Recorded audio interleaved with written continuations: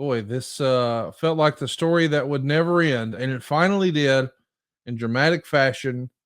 But night after, we saw Jimmy, and we saw Jay, and we saw Solo, and we saw Cena, and we even saw the freaking Undertaker. It was a Yeah, what special was up with that? What was up with the Undertaker's got like all of a sudden he's got a hard on for Rock? I mean, what that was weird. I felt like that was the Stone Cold spot that they didn't get to pull off. Ah, that makes sense. Okay. I mean, even a text came out the day of the show when Triple H was reporting it. He posted it at 3:16, and everybody online put their tinfoil hats on, and the glass never broke. That's one prediction you and I got wrong. We both assumed, given the setting we saw in Chicago a few weeks ago, where the final boss was putting a beat down on Cody Rhodes in the rain. The way they framed up that tractor trailer, you and I felt for sure John Cena. I wonder if something happened at the very end. I mean, that was just too perfect of a setup. It was too perfect of a setup.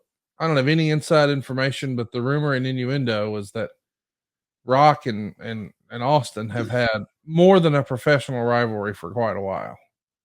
I mean, to the point where I was even told at WrestleMania 30, 10 years ago, if Rock wasn't coming out or if Stone Cold wasn't coming out last, he wasn't coming out, sort of thing, when it was Hogan and Rock and Austin all together. So we'll see. Listen, who knows what's real? Who knows what's not? But I think Stone Cold was on his ranch playing with his cat when Cody Rhodes became the man. And good for him. Listen, it's rare that somebody goes away and does their thing, and he had his fun a couple years ago, I guess, with Kevin Owens. And last night was all about Cody Rhodes. You see the baby faces, specifically Randy Orton and Sami Zayn, throwing him on their shoulders.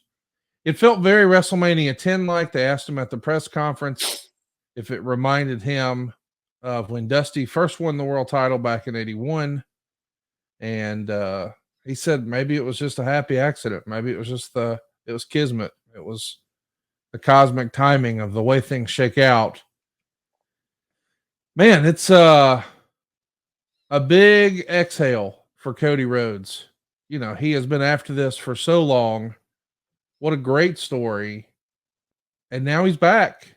What do you make of the news that he finally finished the story as we're looking on YouTube and we see Mama Rhodes in the ring with Teal Margaret and Cody's father-in-law Otis, who just kicked out on cancer. I mean, it was a special night.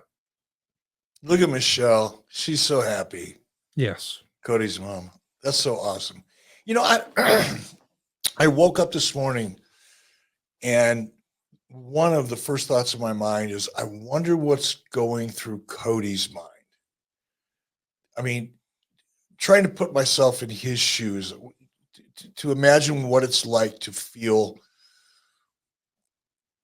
what Cody feels having finished the story and all the things that he overcame, and injury going back to last year, and leaving AEW, coming back to WWE. All the journey has been such a roller coaster for Cody over the last couple of years, and even leading right into WrestleMania, when there was some doubt, probably in Cody's mind as well as the rest of us, as to whether or not he was even going to get the chance. Yeah.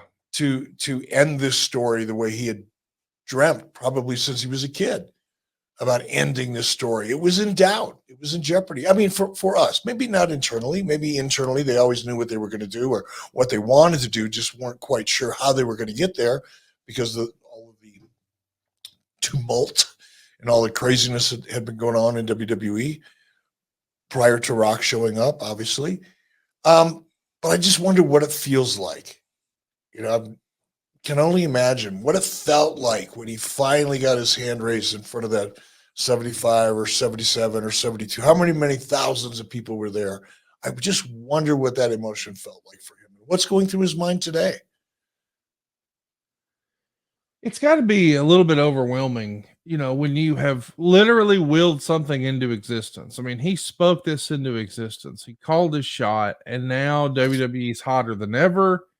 And he's the top guy. I mean, in this era, they made Roman Reigns. And the story of Roman Reigns is going to be interesting with the benefit of hindsight, because you can't tell that story without looking at the first several years where he was seemingly pushed down our throats. Nobody was about it.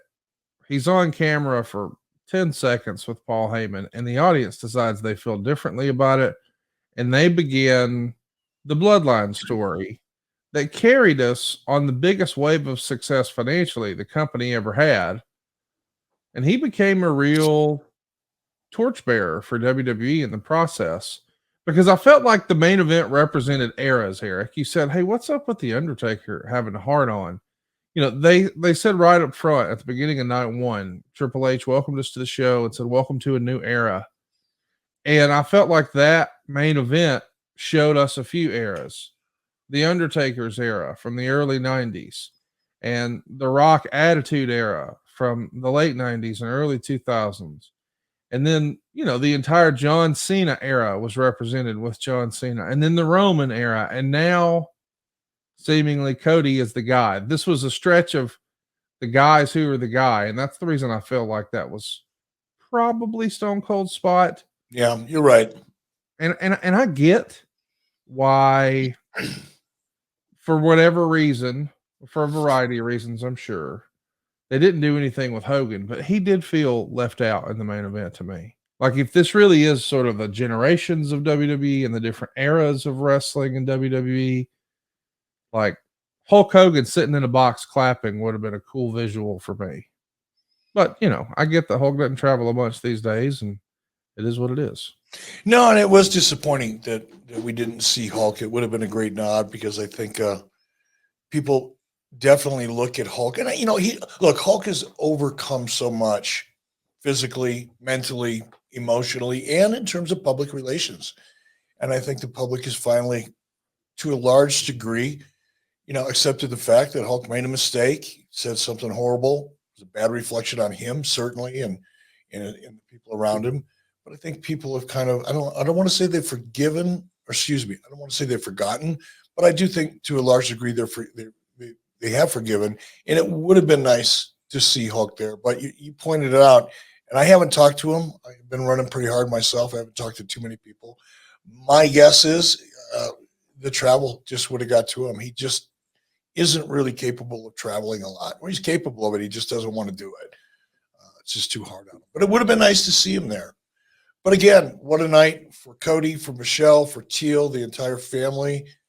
I'm so happy for him. I would have liked to see Dustin at ringside. I put the offer out there to Tony Khan.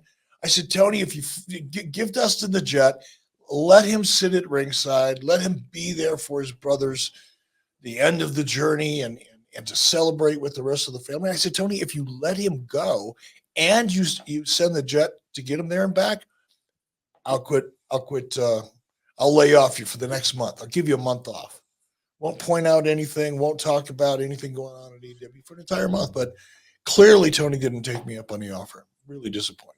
Well, Dustin was there in a box sitting next to Ricky Starks and a bunch of QT Marshall and a bunch of Cody's pals. But I'm with you. It would have been nice to have seen him on camera. And listen, I know we're going to talk about AEW at the end, but it sort of caught me off guard.